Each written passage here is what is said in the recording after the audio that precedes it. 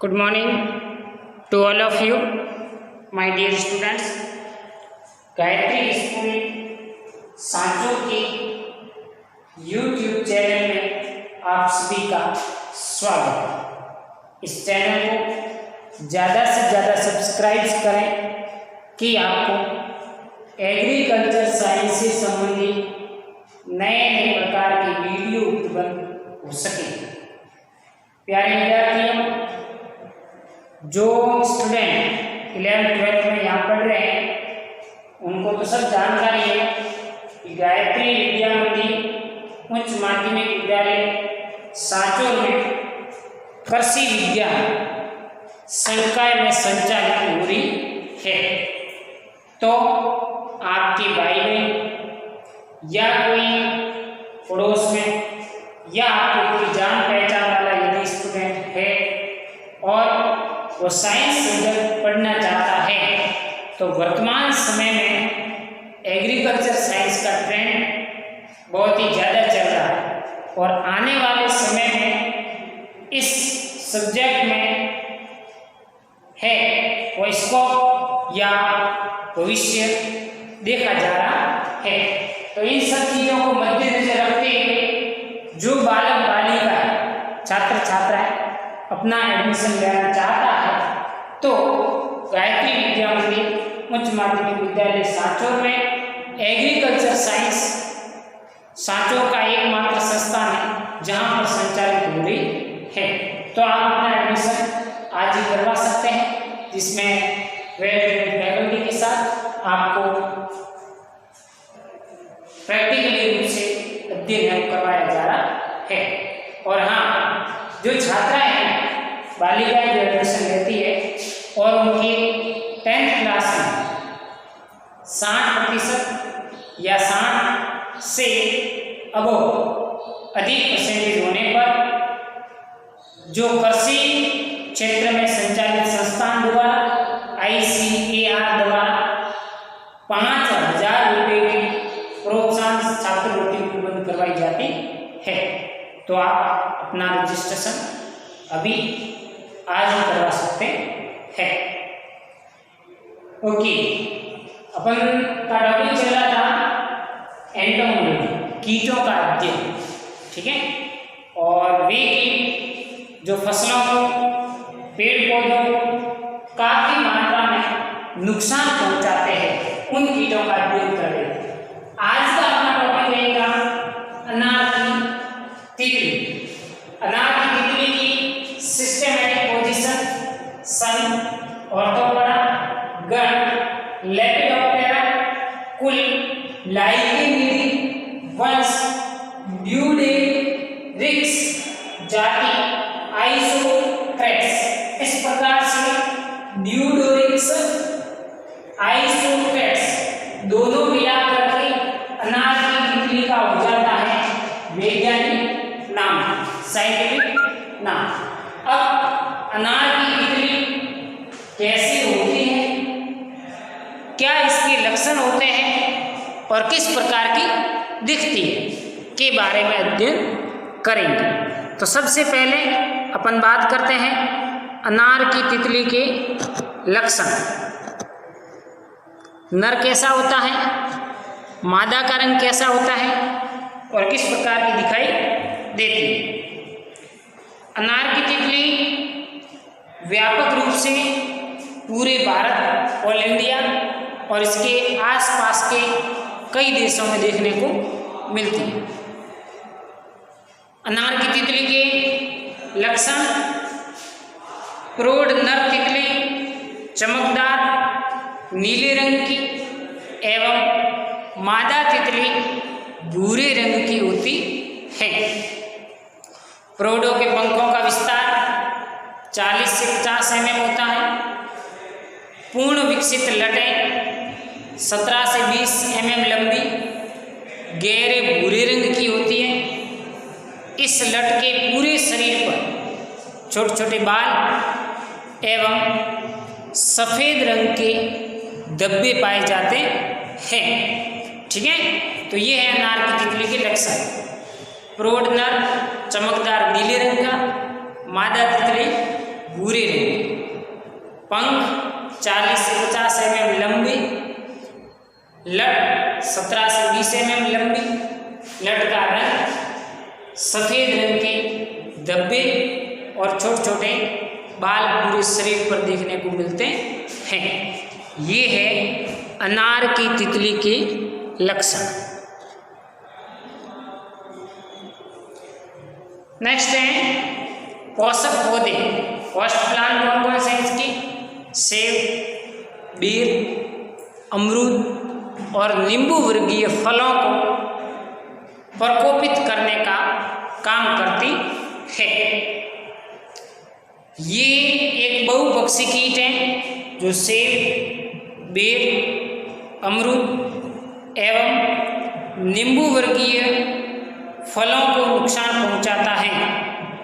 इस तितली की लटें इसके फलों को बहुत हानि पहुंचाती है। जो लट होती है तितली की, अंडे और अंडे से क्या निकलती है?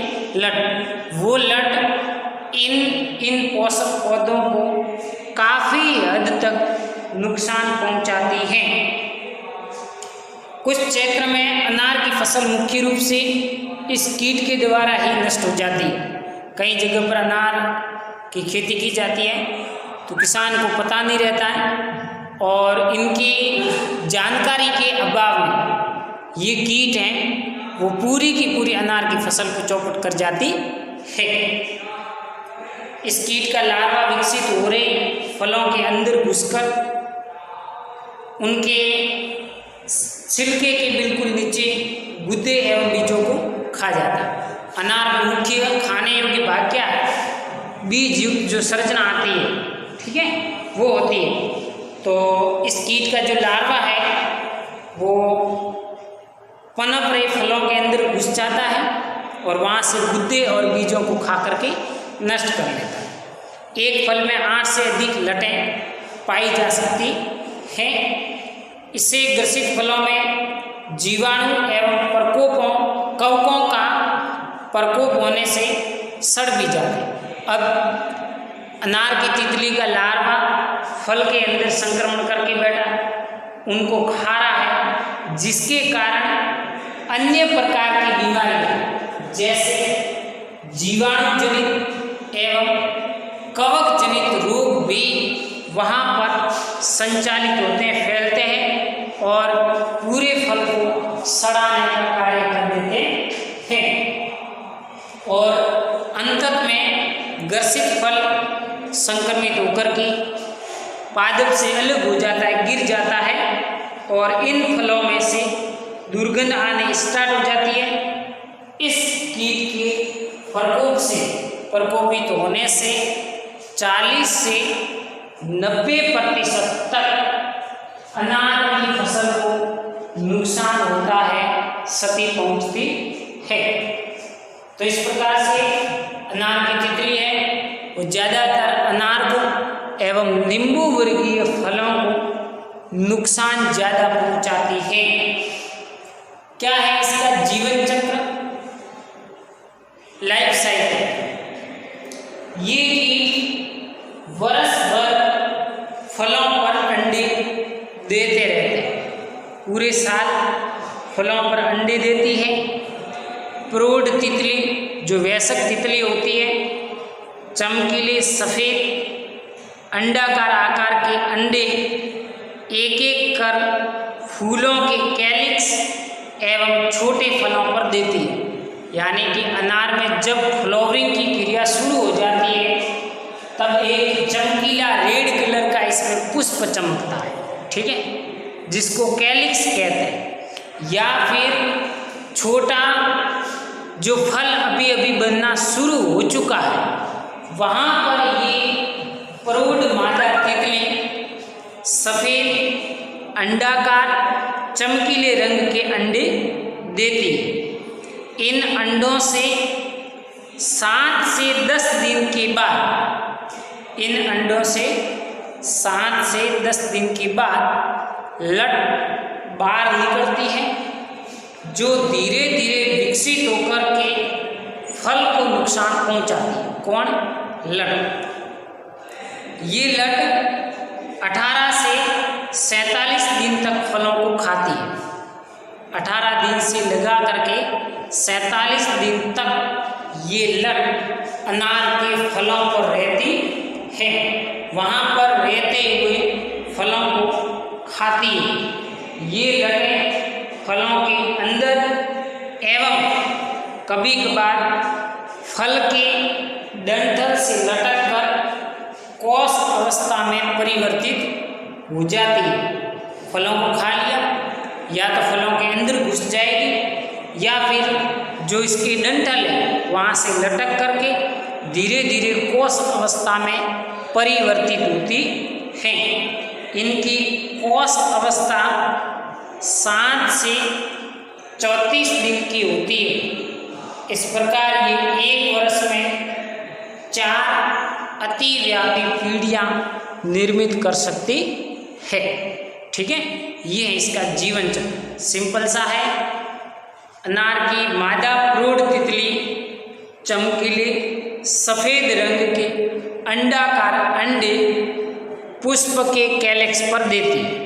ठीक है, अंडों से 7 से 10 दिन के बाद अंडे परिपक्व होकर के उसमें से लटें बाहर निकलती हैं। ये लटें इस अनार के फल पर 18 से 47 दिन तक पड़ी रहती हैं, या फिर उस फल के अंदर चली जाती है और फल को खाने का काम करती है, और फल के अंदर घुस करके उनका गुदा एवं बीज खा करके नष्ट कर देती हैं, जिसके कारण अन्य प्रकार की बीमारियां जैसे कवक एवं जीवाणु जनित रोग भी फैलते हैं।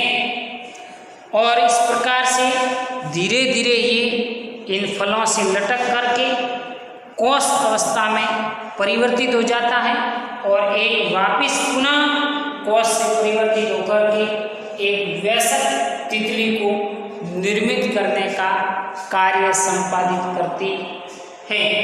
इस प्रकार इन तितली के माध्यम से अनार की फसल कभी कभार पूरी नष्ट हो जाती है, या फिर 40 से 90% तक नुकसान पहुंचता है। अब इतना सारा नुकसान हो रहा है अनार की खेती को, बागवानी को, और अनार एक फल उत्पादक फसल है। इससे फल है उसका उपयोगी भाग है, वही उपयोगी भाग नष्ट हो जाता है तो किसान की उत्पादकता में कमी हो जाती है। तो इसका प्रबंधन करना है आपको 2 तरीके से कर सकते हैं, एक जनरल मैनेजमेंट और दूसरा केमिकली ट्रीट। तो पहला है जनरल मैनेजमेंट। फलों को परिपक्व होने से पूर्व ढक देने से नुकसान को कम किया जा सकता है। तो आपने देखा होगा कि जब अनार के बागवानी कहीं आपने देखी होगी, हालांकि अब तो अपने जालौर में भी अनार की खेती है वो भरपूर मात्रा में हो रही है। नर्मदा कैनाल आने के बाद यहाँ पर सांचौर और जालौर की इस बेल्ट में भरपूर मात्रा में अनार की खेती हो रही है। अनार की बागवानी बहुत सारी देखने को मिल जाएगी। तो जब अनार खेत में खड़े होते हैं और इसमें पुष्पन की क्रिया हो रही होती है तो किसान अपने पूरे खेत में एक नेट या जाली लगाता है। ये एक सामान्य प्रबंधन है कि तितली अंदर आएगी नहीं आएगी तो अंडे नहीं दे पाएगी। कीट ग्रसित फलों को इकट्ठा करके नष्ट कर, और आपको लगा कि कोई फल इससे संक्रमित हुआ है तो इस फल को तोड़ करके क्या कर लें आप, नष्ट कर लें। दूसरा है केमिकली ट्रीटमेंट। रासायनिक प्रबंधन में आप इस कीट के प्रकोप से बचने के लिए या बचाव के उपाय हेतु डाइमीथियोएट 30 ईसी दवा या क्विनालफॉस 2 ml प्रति लीटर पानी के साथ मिला करके इन बागवानी वाली फसल के ऊपर आप इसका छिड़काव करके इसको नियंत्रित कर सकते हैं। 2 मेडिसिन है, डाइमीथियोएट 30 ईसी, क्विनालफॉस 25 ईसी को प्रति लीटर पानी में घोल बना करके छिड़के। Okay, thank you.